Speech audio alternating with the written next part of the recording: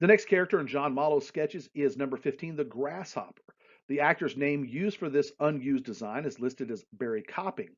Star Wars Canon Wiki states that Barry Copping was originally supposed to play the multi-eyed alien salesperson, then was then replaced on set by David Stone.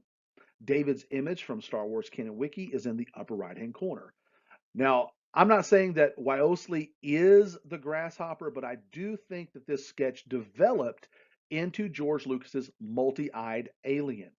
George Lucas's original script for the Star Wars mentions a multi-eyed alien, and from interviews with some of the creature creators, Lucas was pretty adamant about having a multi-eyed alien in the scene, but the creature creators hated the mask that was made based on Lucas's sketch, so they just kind of hid the character away in the cantina.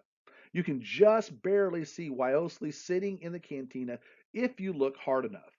As Luke walks past the table where the colonel is sitting, you can just barely make out Wiosley sitting in the same alcove with Tasca and Boshek.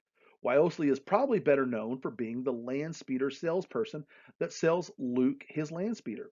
Now, this next piece may be a bit of a stretch, but I think that some aspect of the grasshopper design carried over into the vintage Kenner Greedo action figure. I'm wondering if the sculptors for Kenner were limited in their source materials they had, and maybe they were just given a picture of John Malo's character sketches and then maybe the images of the aliens' heads and just picked some designs from the sketches. And I really think this may be the case when you compare the original Hammerhead action figure to the concept sketches where both characters are depicted with bare arms and legs. I mean, where would the Kenner sculptors have even gotten the idea of bare arms and legs and the hoof-like feet on Hammerhead if they weren't depending upon the original sketches?